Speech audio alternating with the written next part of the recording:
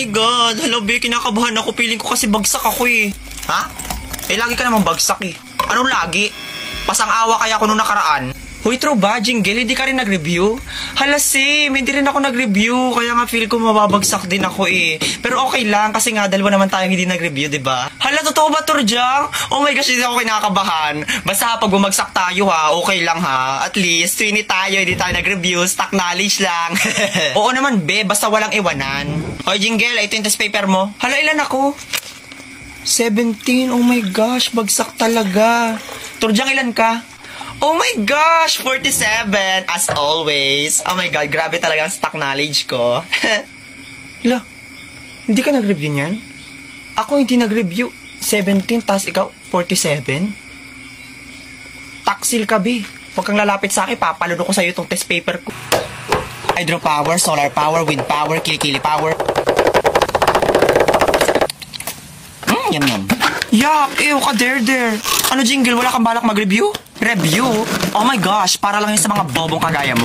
Never ako nag-review in my life. Stock knowledge lang sa kaganda. Stock knowledge? Ganda? Hoy, be, wala ka nang pareho. Alam mo kung ano meron ka? Putok. Hoy, bumalik na kayo sa mga upuan nyo dyan na si ma'am. Hoy, Karing, ikaw bumalik ka sa upuan mo. Huwag kang tumabi sa akin. Hindi ako makapag-focus sa malakas ng putok mo. Hoy, Burloli, huwag kang mabintang dyan. Baka gusto mong kaltokan kita. Sino mong malakas ang putok dito nakatapat sa electric fan? Si Jingle Baga. Okay, class, sit down and get one half length twice. 1 to 40, identification, walang pabihan.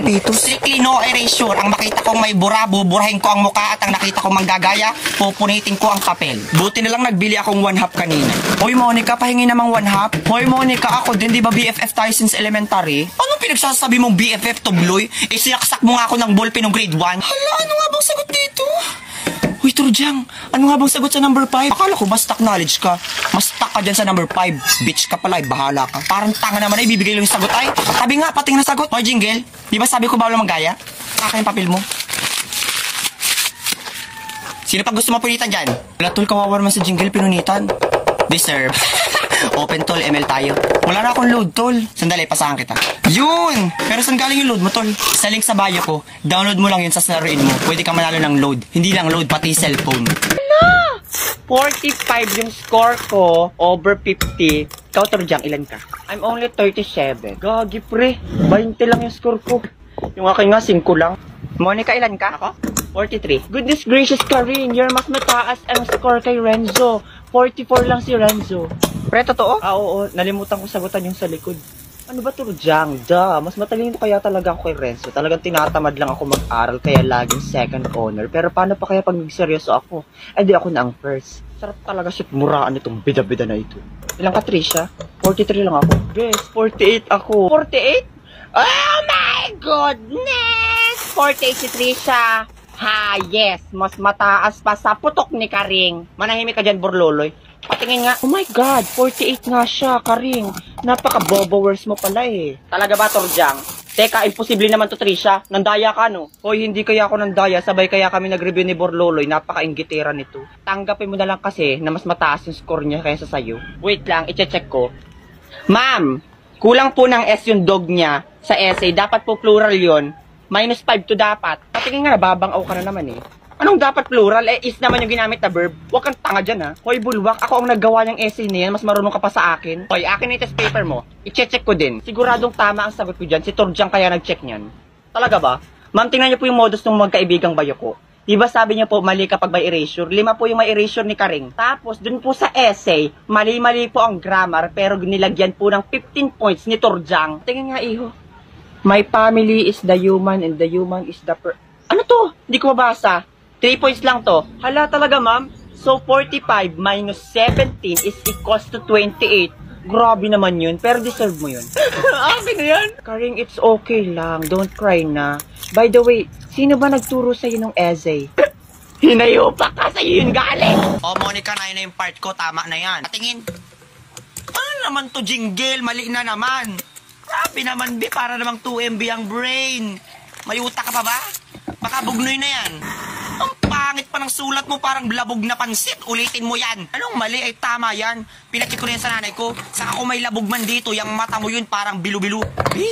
Tingnan mo yung kabilang seksyon, nagpariban daw yan. Kala mo naman kinaganda niya, yung mukha naman naglulugo na manok. Rachel Bactol! Hoy, Turjang, tara sa computer lab, gagawang research. Wait, tinatapos ko lang yung laro ko. Para saan ba yan nilalaro mo? Siyempre, Borloloy, pang tanggal stress. Saka hindi lang to basta-basta laro, no? Kapag nilaro mo to, may chance ka manalo ng free load at saka free cellphone. Kaya mag-download ka na rin. Link on my bio. Oo na, bumilis ka na dyan, tara na. Good morning po, sir. Oh, ba't kayo nandito? Sir, gagawa lang po kaming research. Wait, di ba kayo yung TVL? Ang babaho nyo naman. Naligo ba kayo? Wait. Lah! Sige, pasok. Oh, ang computer ha, ingatan. Mahal yan. Hindi nyo afford. Manghampas lupa. Beka, kalad ka rin ko to. Shh! Tujang, kalmahan mo. Umupo ka dito. Makapag-alcohol. Buti nilang talaga palagi ako may dalang alcohol. Ang babaho kasi ng mga students. Ang babaho kasi ng mga students. Di wow, tayong makunat. Hoy, ang keyboard! Dahan-dahan sa pagpindot!